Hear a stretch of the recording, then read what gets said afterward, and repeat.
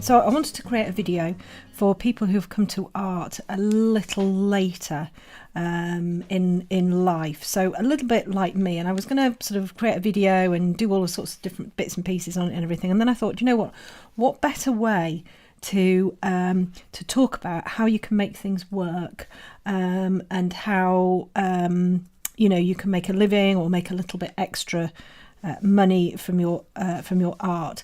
What better way than to talk you through exactly what happened to me and how I've done it. So that's what I thought I would do. So I thought, instead of face to camera and you seeing my my lovely face, I thought I'd just draw and chat, and just sort of talk to you really about how I kind of stumbled across art, and I'm now making a living from it. Sort of 2016, that's when I discovered coloured pencils. So I hadn't really done any art or anything in those sort of almost 30 years from leaving college. I'd been in kind of the art industry and been creative, but not really drawing or anything like that. So I got some coloured pencils for Christmas in 2015. And that's kind of where it all started. So the colouring side of things, I really got into, and I've got loads of colouring books, and I just became obsessed with my colouring. Really loved it. And then a friend asked me if I would draw her dog, and that was probably around, I don't know, May time 2016, something like that. She asked me if I'd draw her dog, which I did. I was a bit scared, but I did. Went up on YouTube, and then not on YouTube, on Facebook, and then people started to ask me, if I draw their animals as well, just friends on Facebook and everything, and that's where it kind of started. And very quickly, I progressed very quickly. And very quickly, I got quite a few commissions, over time. So much so that sort of in the October time in the 2016, bearing in mind I'd only been drawing since the sort of May time, that it was then that I was thinking I'm going to go full time as an artist. Now I'm quite I'm a very positive person, but I'm also a planner. Not an organised planner, so I'm not somebody who creates the most amazing plans, really organised and sticks to everything. That's not me. But I have a really good idea in my head, and once I put something down onto paper, then it kind of happens. I do commit to any goals and plans and everything that I make. So, having decided that I was going to go full time, that's when I started to create this plan, and to make sure that I could actually do it, if it that it was feasible, and create almost like a strategy. So it was I'm not going to say it was easy, because it wasn't, but I had worked in an industry where marketing was kind of what we did. Working with people was what we did, so it wasn't, I'm quite a sort of an outgoing sort of person as well, so all of that type of stuff really helped. I'd run the studio for Aviva, so I knew all about budgeting, I knew all about forecasting, all of that type of stuff I was kind of aware of, and knew what to do and how to do it. So that all kind of stood me in good stead, really, for starting my own business and hoping to become successful. So I created my plan. Obviously, I was married, I got 3 children, got a house, got a mortgage that we need to pay for, all of that type of stuff. You really need to think carefully. I am a little bit of an activist, in that I'm like, right, let's do this. So I'm careful, and I did think through, and I did work it out, and I was, yeah, we can do it. But the whole point was, it was like, well, if I don't do it now, I don't think I ever will. And I'd really like to be a full-time artist, and I think I can make it. Or not that I think I can make it successful. I know that if I put all of the right things in place, then I will make it successful. So I created a plan. And that plan, I think, was the best thing I could have ever done. It was dead simple, dead simple plan. It was just an A3 piece of paper.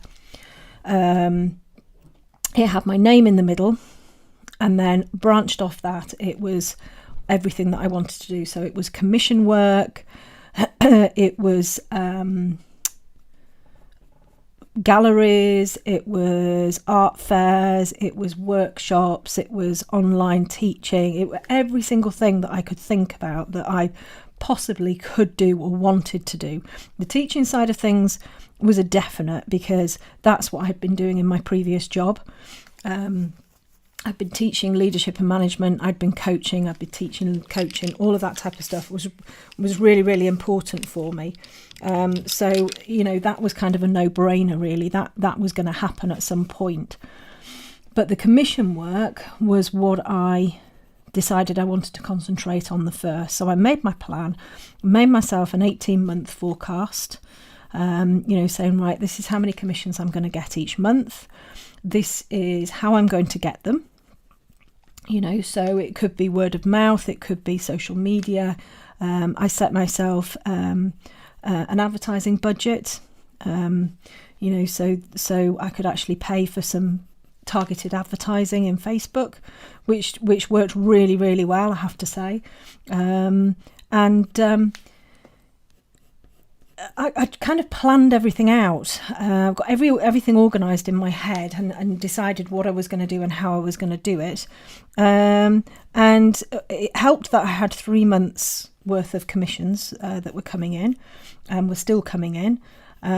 Obviously, my pricing was something that I really had to think about, because when I first started doing commissions for people, I was charging something like £40. And then I upped it to £80 for an A4, and I think it was 110 for an A3. But realistically, if I was going to do this as a full-time job, then I needed to think about a pricing structure that would enable me to be able to pay for my mortgage. That was really, really important. So when I went full-time on the 1st of January 2017, I'd got a pricing structure that was better. It was obviously a higher price, with a goal price in mind, to keep on upping my art, so that eventually I would be earning enough from my commissions, to be able to make a good living. And I think my starting price on the 1st of January 2017 was £200, and that was for my smallest piece, which I think it was 11 by 15. And off I went. And yeah, it was a bit scary. I mean, I never, if I'm going to do something, I never have any doubts that it's not going to work. I think it's really, really important to keep a positive frame of mind. Not to be big-headed or anything like that, but you've got to be confident that you're going to be able to do this, because if you show anybody any sort of weakness, or not weakness, but if you don't seem confident when you're dealing with people, then they're not going to feel confident in asking you to draw their pet, or they're not going to feel confident in handing over £200 for a drawing. But if you are confident in your own abilities, and that comes over in a nice, sort of quiet, gentle way, then people are going to be with you. They're going to join you. They're going to want whatever it is that you've got, because you're the expert. So and I have got that confidence, and sometimes it's to my detriment, but most of the time it works quite well. And my commission books just kept growing. And I did a webinar course with Anne Kohlberg. So Anne Kohlberg owns the Colour magazine in America. She is a portrait artist, very good portrait artist.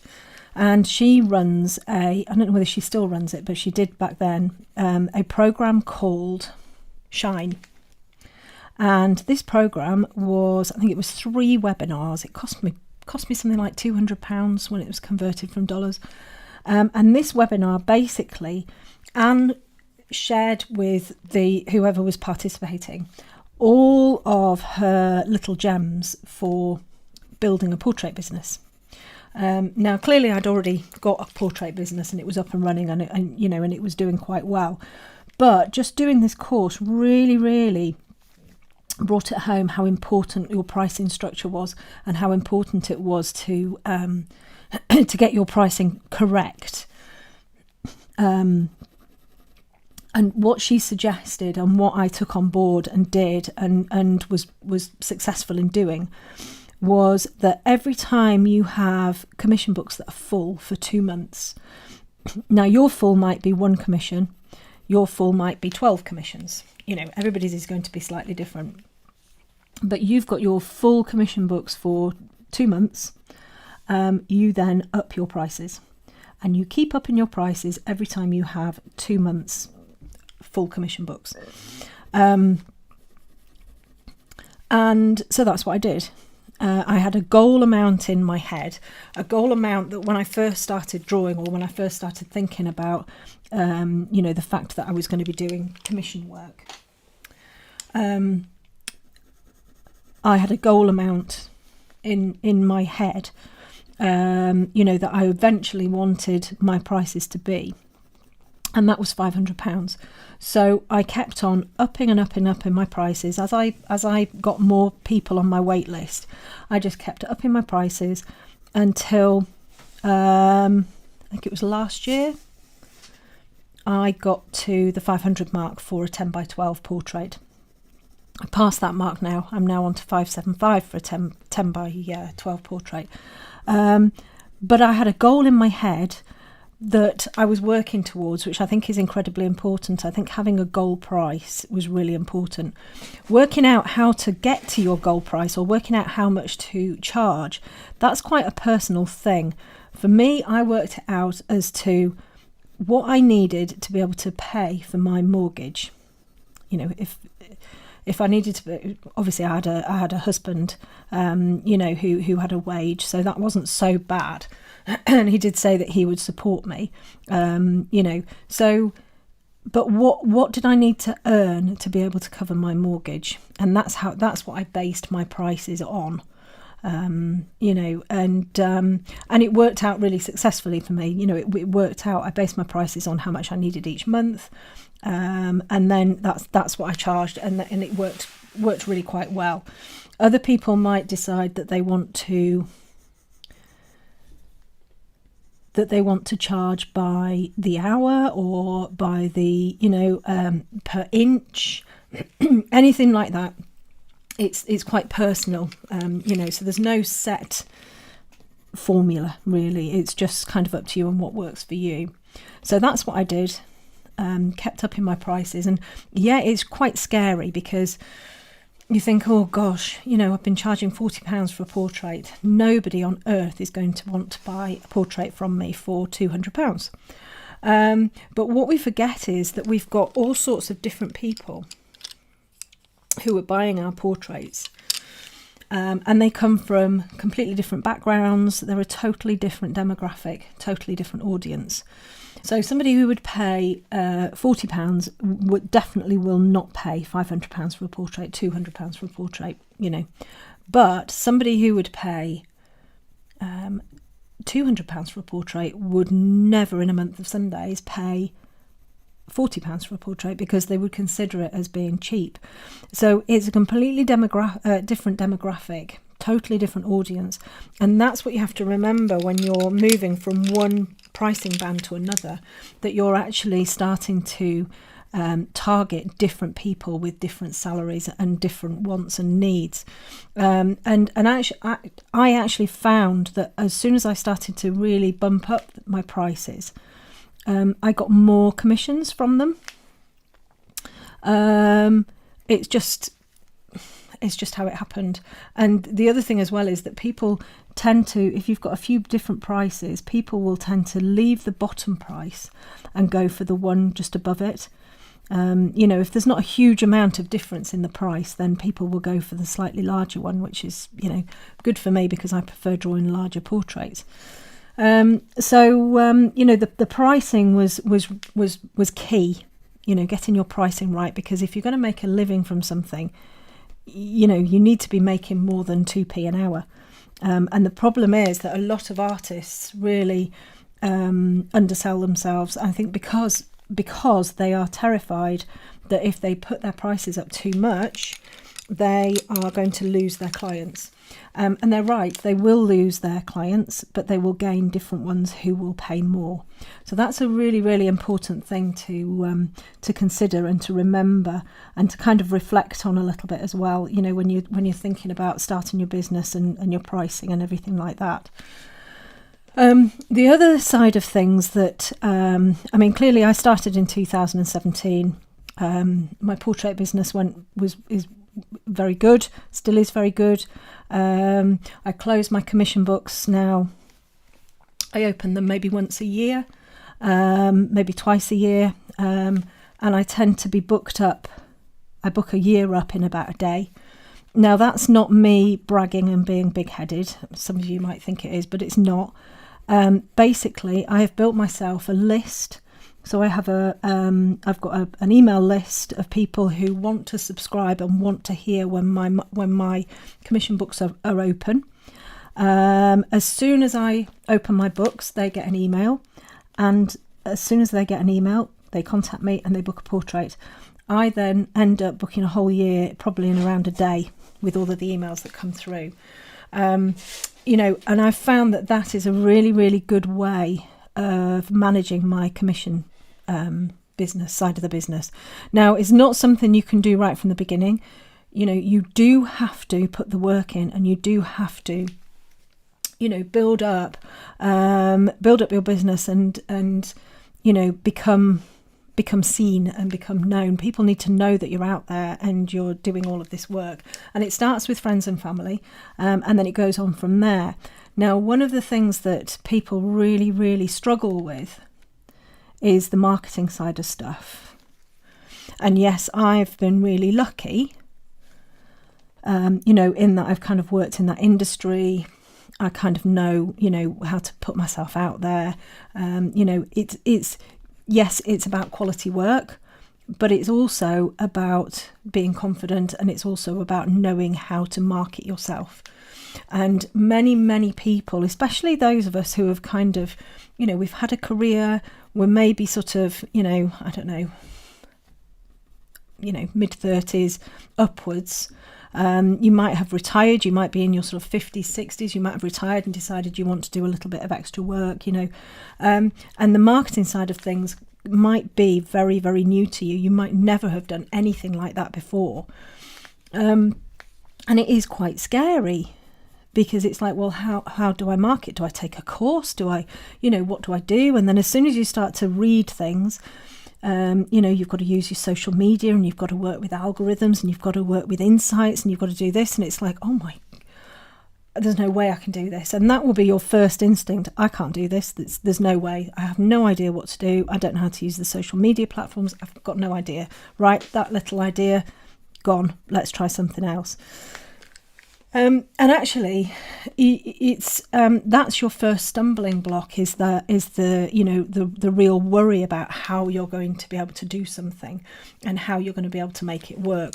Not having a marketing degree is not going to scupper your chances at all. You don't need a marketing degree. You don't need to know really very much about marketing. All you need to do is to be yourself. To be yourself and to put your work out there. And that's what people find a bit tricky, is to kind of, people sort of seem to think that they need this great big marketing strategy.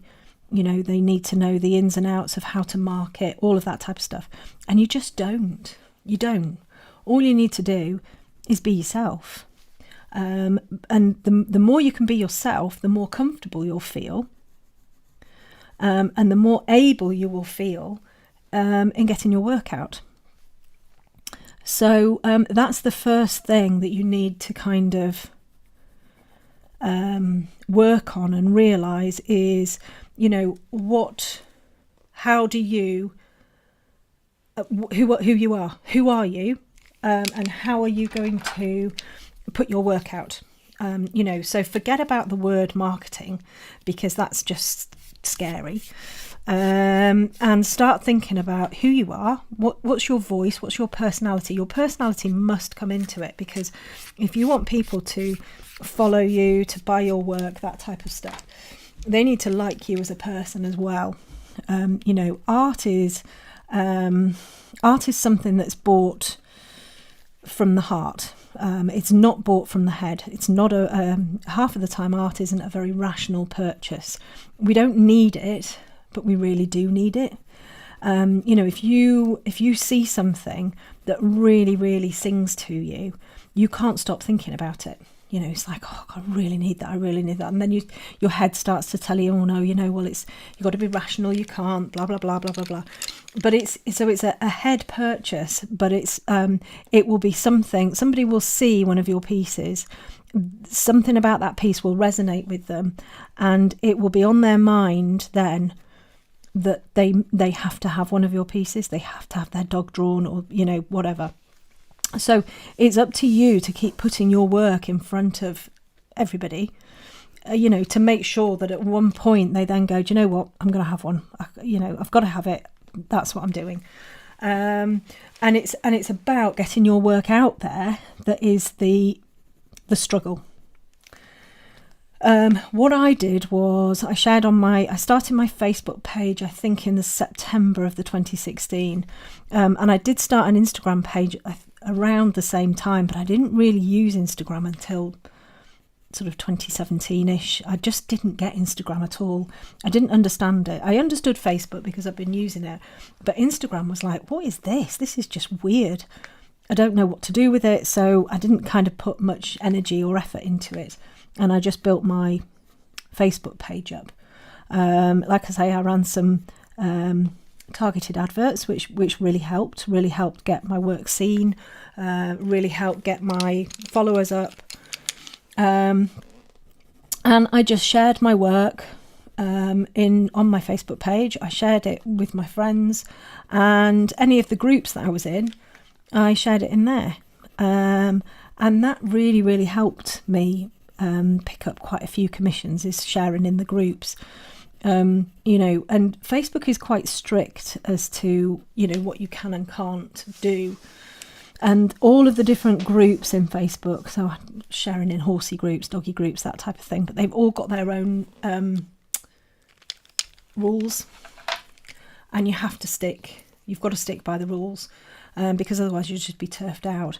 But it's, the sharing in the groups was a really, really big hit for me, and that managed to get me, a fair few commissions. And then as soon as I started to get more, more followers, then I'd get word of mouth.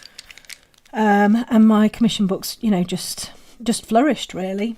And really took off. But it was the sharing in the groups that was the big hit, and still is. And I would suggest that if you're thinking about going full time with your art, then have a look at some of the groups and have a look at some of the art that people share in the groups, and you'll see that many animal portrait artists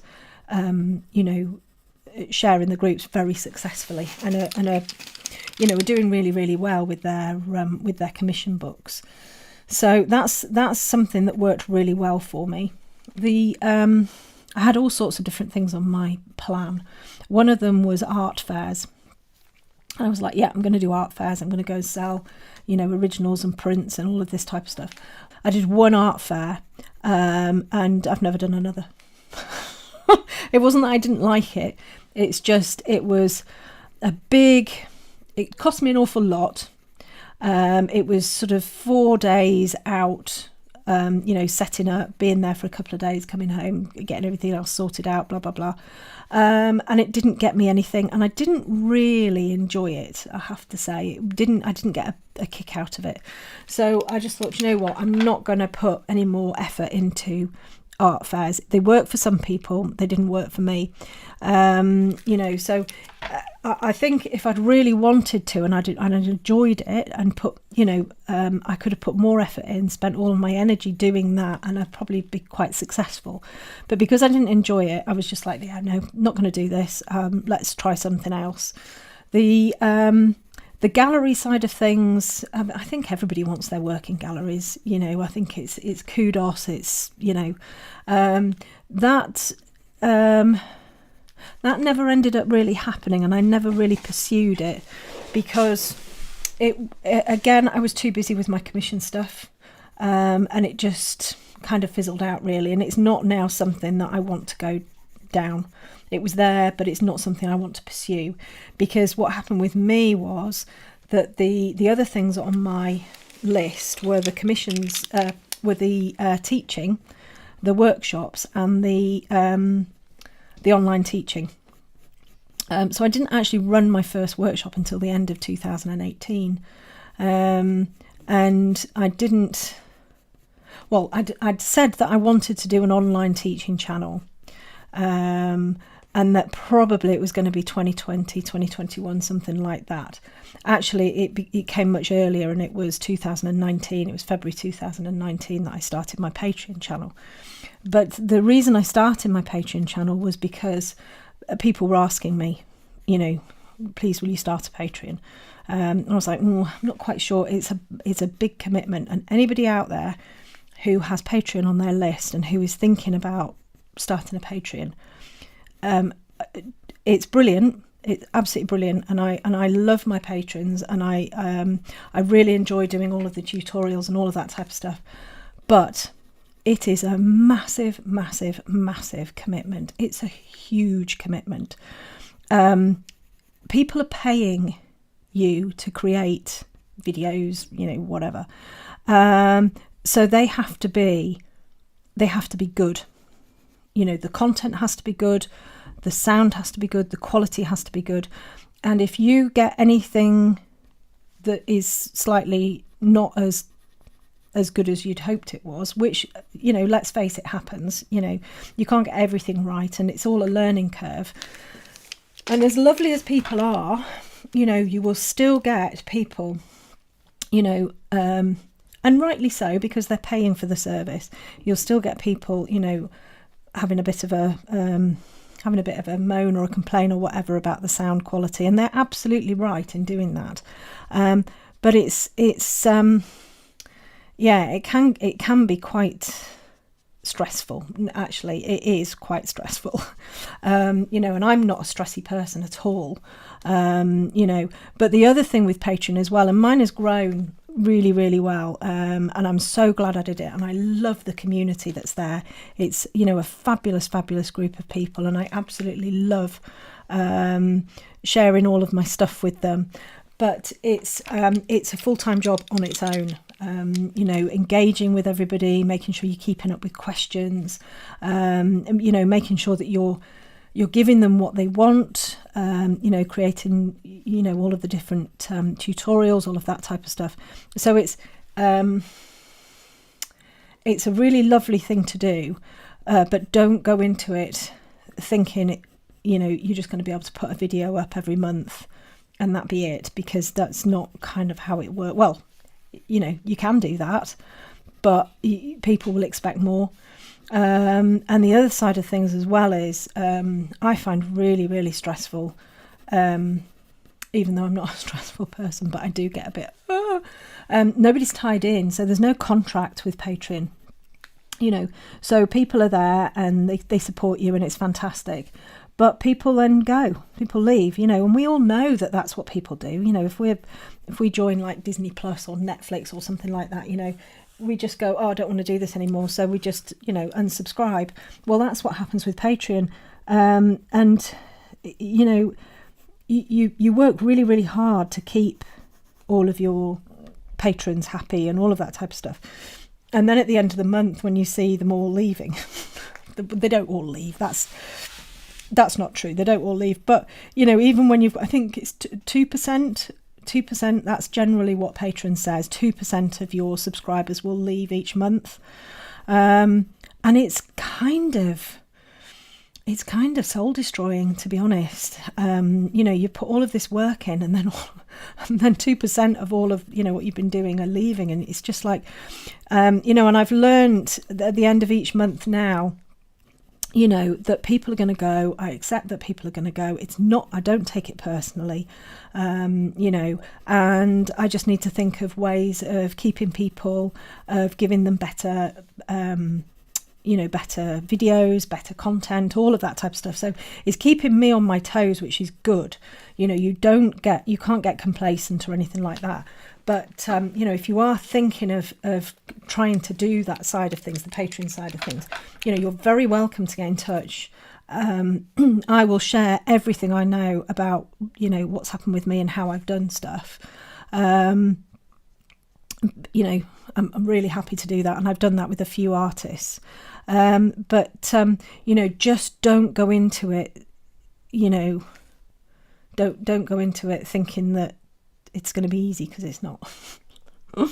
It's good, it's fun, and you can be very successful, you know, but it takes a lot of hard work, and it can be a little bit stressful, you know, but it's definitely worth it. It's worth the stress. You know, and meeting all of the different people, and you do get, the majority of your followers are loyal, you know, which is lovely, you know, and I mean, Patreon now is kind of takes up the majority of my time. You know, I still do commission work, but I'm taking on fewer commissions each month now, just because I really enjoy the teaching side of stuff. I like the interaction with people. And it's quite nice to be able to draw sort of original pieces as well. But I really like to share my knowledge, you know, and I think that's my voice. That's what I have found has worked really, really well for me in marketing myself, is the helpful side of stuff. So it's really important, you know, to make a plan, to you know, if you want to do something, then you know, do it. But always go in with all of the information. You know, it's and the other thing as well about Patreon is, you know, it's good to have you know, a big following. If you haven't got a YouTube channel or anything like that, it's good to get one up and running before starting, because then you've already got people who kind of know what to expect from you. You know, sort of putting all of that work in beforehand is quite important. But it's good. The workshops, I love the workshops. I'm doing more online now because obviously because we're all locked down at the moment. But the workshops I really, really enjoy, because you get to meet people. You know, you get to sort of work with people who have got different styles to you. I find really interesting with the workshops that you know, all of the different sorts of characters you've got to be able to teach in all sorts of different ways to be able to get, you know, be able to get your message through to the different people, different personalities and everything, and I really like that. But you know, starting that quite slowly. Again, for me, you know, my first workshop was 2018. I planned it, you know, quite well, I guess. But also I planned it so that we could just kind of go off on a tangent if we needed to. So there's all sorts of things, you know, that you can do, that you can, you know, you can kind of move into, you know, other than just doing the commission side of stuff. But I guess I think the biggest stumbling block for maybe somebody of my age is time. So somebody my age is probably got a family, they've got commitments of a mortgage, something like that. So time is a big factor. And before I started working full time as an artist, I had a full time job, and got 3 children, husband, all of that, and it was a case of finding the time. It really was a case of finding time to be able to do what I was going to be doing, and it ended up that I was working into the night, which it's not ideal, but I've always worked long hours anyway, so it wasn't really something that was a problem. But the time, and the other thing as well is, if you are married, you've got a partner, whatever, just making sure that your other half, understands how important it is that with what you're doing, because if you can work together, and you can sort of spread things out, looking after the children, all of that type of stuff, that really is helpful. That really is useful. Unfortunately for me, when I went full time in the January, my husband left me in the July.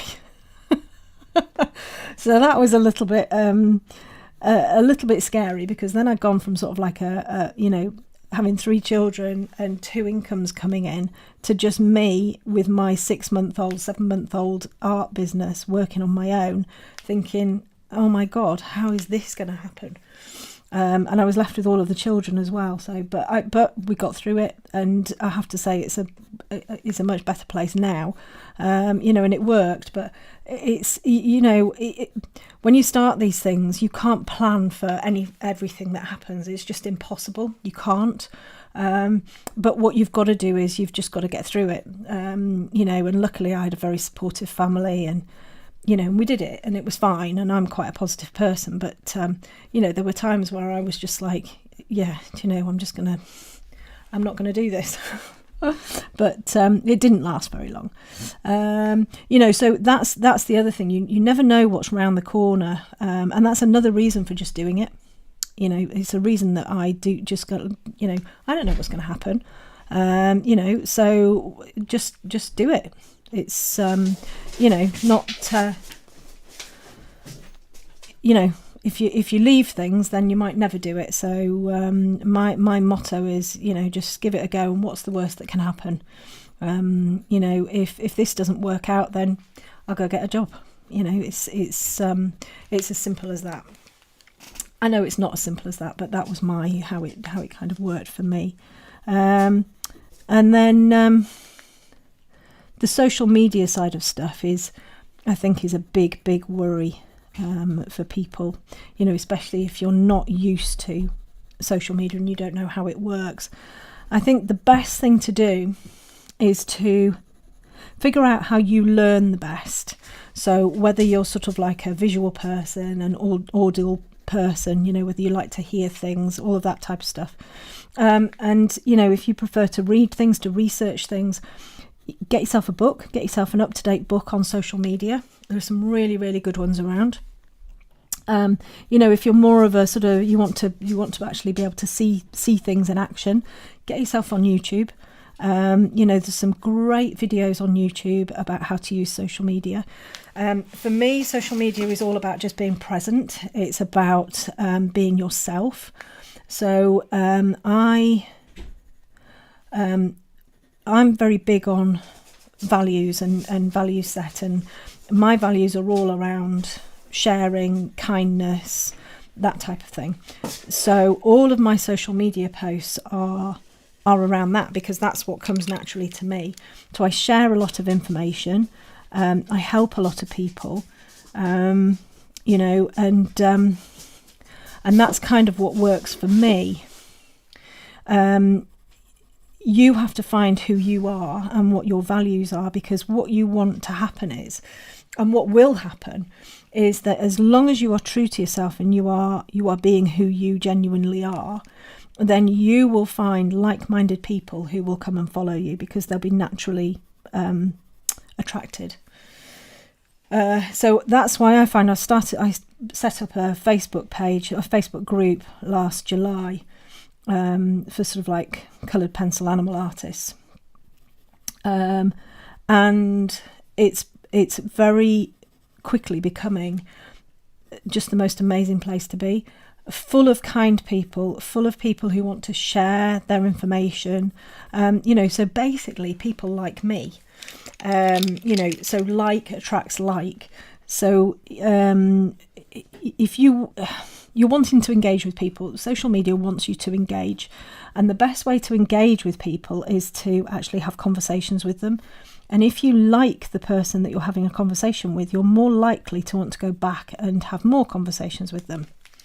And to have a nice conversation with somebody, you have to have something in common. There has to be something there that kind of attracts you to them. And this is what I mean about shared values. So people are going to have similar values to you. So kindness, personality, trust, all of that type of stuff. You want to be really putting your personality out there. And if you want to go and look at an account that is growing brilliantly and whose the artist is really, really just being himself, then go and have a look at Alex Fleming. Okay, that's Alex, Alex, and it's Fleming with one M. He's an amazing artist, brilliant, but he has utilised his social media so that he is really, really being himself. So it's easy for him to post because he doesn't have to try and be something he's not. So it's easy for him to post. It's easy for him to write the content because it's all there already, because that's who he is. And he is attracting followers who really love his personality and his style, and who are probably quite similar to him. He's a little bit quirky, but he writes the most fantastic content. So I would strongly recommend you go and have a look at his Instagram. And that will show you what really, really good engagement is. Good engagement in that he's being himself, he's being him, that's his marketing, is being Alex Fleming. You're welcome to go and have a look at my Instagram. I had no idea how to use Instagram when I first started it. Absolutely no idea. I didn't get it. I was like, what are you supposed to do? I have no idea. And I think I started using it a little bit more in sort of like early 2017. I started to actually understand what I was supposed to be doing. And I now absolutely love Instagram. And my following has grown. I mean, it's not a huge account, but it's sort of like, 41,000, something like that. And it's grown. And the reason it's grown is because I'm me on it. You don't get to see my sort of humorous side because I keep that for my live streams. But what you do get is you get all of my sharing. So I will share anything that I've got to tell you. I'll tell you. If you want to ask a question, I'll answer it. I get so many messages every day on Instagram, on email, on Facebook, and I will answer every single one of them. And if I don't answer one, it's because I've missed it and I haven't seen it. But I will answer every single question that anybody asks me. And I see that as part of my job now. I see that as part of, what I do and helping people. So, it's so important to find out who you actually are. So, really, really finding out who you are and how you can post and be unique. That's what's going to really help get your followings on your page. That and obviously, good content. Always with your pieces, if you've just started drawing or you're thinking of going full time, always think about your development. Always think about how you can develop your skills, because that's really important. It's all very well running a business and, you know, creating your portraits and everything like that, but you kind of need that bit of space for development as well. That's always been something really, really important for me, is doing that, you know, continual professional development. That's always been important for me in whatever I'm doing.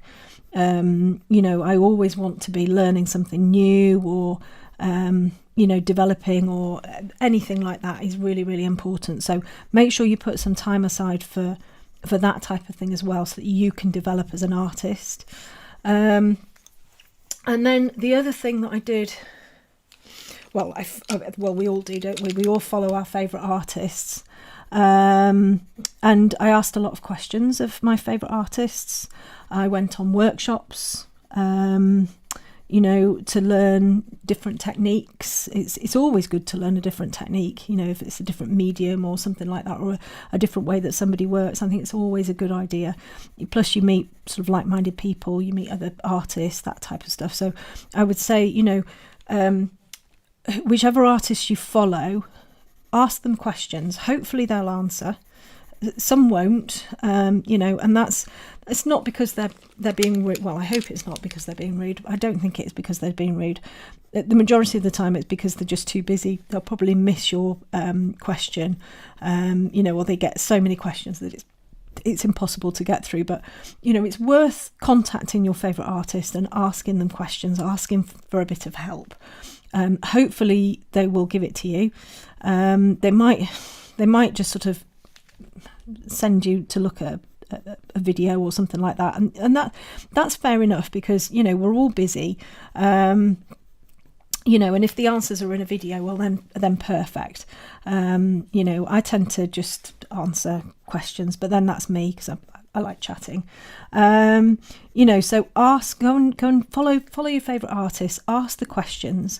If you can get onto workshops with, it's a bit difficult at the moment because obviously we're all in lockdown, but, you know, if you can get onto workshops with your favourite artists, that's really worth doing as well, because you get to see things firsthand. Hopefully you get to kind of ask questions, all of that type of stuff. You know, and it's just really nice to chat to people and to meet people. And the other thing as well is, you know, don't forget, you know, I mean, when I first started drawing and I was following all of these different artists, and I still get a little bit starstruck now when they comment on my work. I'm like, oh my God. But don't forget that, you know, everyone you're following, they're a person. They're just like you. They're sitting at home or in their studio or whatever. You know, they've got their issues, their problems, their, you know, successes and all of that type of stuff, but they're just normal people. And you know, just contact them and ask them questions. I love it when people ask me questions. I love it when people contact me. You know, it makes me feel all special. But I'm just an ordinary person. You know, I'm a single mum. I've got 2 crazy dogs, 3 children. You know, I've got a mortgage that I need to pay. You know, I work hard. I try to be kind to people. You know, well, I don't try. I am kind to people. You know, I'm just a normal person. So, you know, don't be worried about contacting other artists and asking them questions, because they're all just normal people like you. And then I would say, you know, just go for it. Just go for it. You know, there's no time like the present. I mean, at the moment we're going through a very, very strange moment in time. Very strange. I don't think anybody really knows, you know, what's happening or what's going to happen. But let's take advantage. Let's take advantage of this time that we've all got. You know, if you're stuck at home, you know, do some videos, do some drawing, get a plan made out. You know, really, really take advantage. And this is one of the things that I do, and I think I'm quite good at doing, is, you know, taking a situation that's not particularly brilliant and flipping it and making something good out of it. You know, I like to be happy. I like to be content. You know, I don't like to feel anxious or stressed or anything like that. And I know it's not something that I can kind of switch on and switch off, but having done all of my coaching qualifications and everything like that, I have managed to find some strategies that if I do feel, you know, a little bit stressed or whatever, I can kind of bring myself down from it. You know, so take this moment in time with all of this oddness, and, you know, make a plan and do something.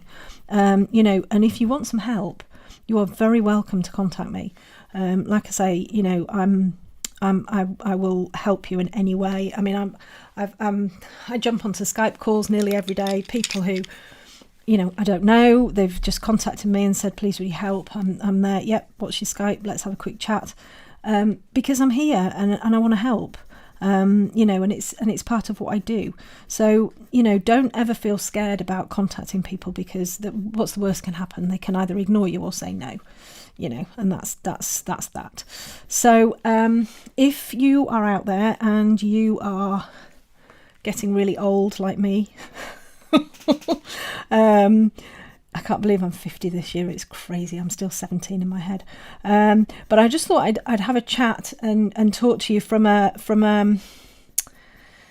perspective of an artist who has come to things quite late in life, you know, and who is very ordinary, who has, you know, actually got a face for radio, you know, middle-aged, bit chubby, all on my own, crying dogs next to me. You know, if you can relate to that, then, you know, hopefully this has been useful. Maybe it's just been me just gabbling on talking about a load of rubbish, but hopefully it's been a little bit useful for you. Do get in touch if you've got anything specific you want me to talk about, and then I can maybe do a video on that. You know, give me a follow on Instagram. I've got loads of stuff on Instagram. You know, if you want help with your drawing, you know, I've got my Patreon channel, which is continuing to grow. It's a fabulous place to be. There's some amazing artists on there. It's not just me, it's a whole brilliant community. So if you fancied joining me on Patreon, then I'd love to see you on there. You know, or just get in touch, and, you know, if you've got any questions or anything, I'd love to hear from you. I know there are going to be people who listen to this video and think I'm a crazy old bat or whatever, I don't know. You know, and that do you know what, you're probably right. I think I probably am a crazy old bat, but you know, everything that I do and everything that I say comes from a place of kindness, and I just want to help people, and if I can help you, then you know, then I will.